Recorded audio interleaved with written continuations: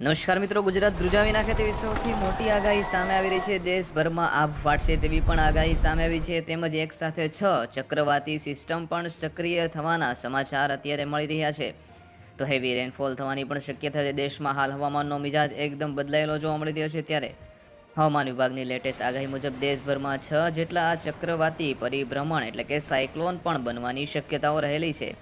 અને western disturbance પણ સક્રિય થશે, જેના કારણે દેશના ઘણા રાજ્યોમાં હવામાનમાં મોટો પલટો આવવાની પણ શક્યતા છે. અમે તમને જણાવી દઈએ કે આ વખતે ચોમાસું પણ વહેલું બેસવાની શક્યતા છે. ત્યારે આગામી દિવસોમાં ક્યાંક ભારે પવન અને ગાજવીજ સાથે અતિ ભારે વરસાદની પણ આગાહી કરવામાં આવી છે. તો ક્યાંક 70 કિલોમીટર પ્રતિ કલાકની ઝડપે વાવાઝોડું પણ ફૂંકાઈ શકે છે. તો મિત્રો, સમગ્ર હવામાનની વાત કરીશું. ચોમાસું ક્યારે બેસશે તેની પણ વાત કરીશું. તેના પહેલાં જરૂરથી અમારી આ ચેનલને સબસ્ક્રાઇબ કરી દેજો અત્યારે જ, કારણ કે અમારી આ ચેનલ પર હવામાન, વાવાઝોડા તેમજ વરસાદના સૌથી પહેલાં તમને સમાચાર મળતા રહેશે. તો નીચે લાલ કલરનું બટન છે, તેને દબાવીને જલ્દીથી સબસ્ક્રાઇબ કરી દેજો મિત્રો અત્યારે ચેનલને. તો ખાસ મિત્રો, આપણે જાણીશું કે ચોમાસું ક્યારે બેસશે અને કઈ કઈ વાવાઝોડાની સિસ્ટમ સક્રિય થવાની છે, કયા કયા જિલ્લાઓને સાવધાન રહેવાની જરૂર છે. તો ખાસ મિત્રો, હવે આપણે સેટેલાઇટના માધ્યમથી જાણીએ કે કયા કયા જિલ્લાને સાવધાન રહેવાની જરૂર છે અને ચોમાસું ક્યારે બેસશે. સેટેલાઇટના માધ્યમથી પણ જાણવાની કોશિશ કરું છું કે વરસાદની કેટલી મોટી સંભાવનાઓ રહેલી છે. હાલ અત્યારે તમે જોઈ રહ્યા છો કે આ છે આપણું ગુજરાત, અને ગુજરાતની આજુબાજુમાં જે પવનની દિશા છે તે પણ અત્યારે બદલાતી જોવા મળી રહી છે. એટલે ક્યાંક ને ક્યાંક વાવાઝોડાની પણ અસર હાલ બતાવી રહી છે. અહીંયા પણ તમે જોઈ શકો છો કે બંગાળની ખાડી બાજુ જે પવન છે તેની દિશા પણ હાલ ગોળ ફરી રહી છે, જેથી ચક્રવાતી એટલે કે સાયક્લોનની સિસ્ટમ છે તે પણ બનવાની પૂરેપૂરી સંભાવના રહેલી છે. હાલ આપણું અત્યારે આ ભારત છે, અને ભારતની આજુબાજુમાં જે પણ આ વિસ્તાર તમે જોઈ રહ્યો છો ત્યાં પણ એક સાયક્લોનિક સિસ્ટમ બની રહ્યું છે, જેથી કરીને આવતા સમયમાં પણ ભારેથી અતિ ભારે પવન ફૂંકાઈ શકે છે. જ્યારે ચોમાસાનું આગમન થશે ત્યારે પવનની દિશા એટલે કે પવનની જે ગતિ હોય છે, પવનની દિશા દરિયા બાજુથી હશે, ને ત્યારે પવનની ગતિમાં પણ ભારે વધારો થશે. અંદાજે 60થી 70 કિલોમીટરની ઝડપે પવન પણ ફૂંકાઈ શકે છે. ત્યારે વાત કરીશું હવે સેટેલાઇટના માધ્યમથી, તો આપણે સેટેલાઇટના દ્રશ્યોમાં આપણે એક નજર કરીએ. સેટેલાઇટના માધ્યમથી જ્યારે આપણે દ્રશ્યો જોવાની કોશિશ કરીશું ત્યારે ચોમાસું ક્યારે બેસશે તેની વાત કરીએ તો આ જે જમાવડો છે તે વાદળનો છે. અત્યારે ચોમાસું છે તે ધીરે ધીરે હવે ભારત બાજુ આવી રહ્યું છે, અને ખાસ કરીને આ પણ અત્યારે તમે જોઈ રહ્યા છો જે વાદળો છે તે દેખાઈ રહ્યા છે.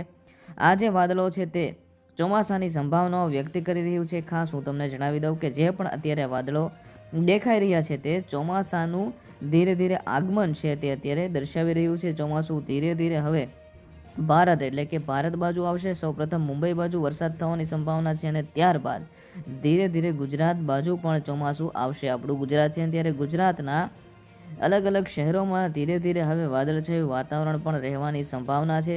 ત્યારે ચોમાસું આ વખતે 4 દિવસ વહેલું બેસવાની સંભાવના છે. ચોમાસું ધીરે ધીરે હવે આગળ વધી રહ્યું છે, ભારત બાજુ ચોમાસું આવી રહ્યું છે, અને ત્યારે આપણું ગુજરાત છે, અને ગુજરાતમાં ચોમાસાનું આગમન થશે. ખાસ કરીને સાયક્લોનિક સિસ્ટમની જ્યારે વાત કરીએ ત્યારે આપણે હવે વરસાદમાં રેન અને થંડર એટલે કે વાવાઝોડું જે છે તેની આપણે વાત કરીશું કે વાવાઝોડાની સંભાવના કેટલી રહે છે. તો ખાસ આ જે ભાગ અત્યારે તમને દેખાઈ રહ્યો છે ત્યાં વરસાદ હાલ પડી રહ્યો છે. લાઈવ અમે તમને દેખાઈ રહ્યા છીએ, સેટેલાઇટના માધ્યમથી દેખાડી રહ્યા છીએ.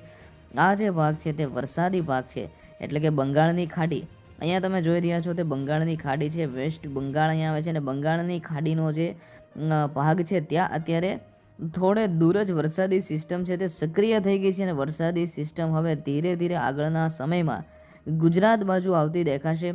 પવનમાં પણ બદલાવ થશે, અને ખાસ કરીને જે પણ ભારતનો ભાગ છે, નીચેનો ભાગ તમે જોઈ રહ્યા છો કે ભારતનો શ્રીલંકા બાજુનો ભાગ છે, ઉપરનો ભાગ, ત્યાં અત્યારે સિસ્ટમ સંપૂર્ણપણે સક્રિય છે, અને સાયક્લોનિક સિસ્ટમ પણ બની રહી છે. અલગ અલગ જગ્યામાં વાવાઝોડાના પણ પ્રભાવો દેખાઈ રહ્યા છે. એટલે ગુજરાતમાં પણ આવતા સમયમાં વાવાઝોડું આવી શકે તેવી સંભાવના રહેલી છે, અને ખાસ થોડા સમયમાં જ ગુજરાતનું જે વાતાવરણ છે તેમાં પણ વાતાવરણમાં પલટો જોવા મળી શકે છે. તો હાલ જે આ સિસ્ટમ છે, જે વરસાદી સિસ્ટમ છે તે સંપૂર્ણપણે સક્રિય થઈ ચૂકી છે, અને ધીરે ધીરે આપણા ભારત બાજુ સિસ્ટમ આવતી દેખાશે. ત્યારે જો તારીખોની વાત કરીએ તો આવતા સમયમાં જે 17 તારીખથી આગળ આપણે 18 તારીખથી 19 તારીખ બાજુ જઈશું ત્યારે સિસ્ટમમાં પણ બદલાવ જોવા મળી રહ્યો છે. તો મિત્રો, તમે કયા ગામથી આપણા સમાચાર સાંભળી રહ્યા છો તે અમને કોમેન્ટ બોક્સમાં જરૂરથી જણાવજો. તમારા ગામમાં તડકો છે કે વાદળછાયું વાતાવરણ છે તે પણ અમને જરૂરથી જણાવજો.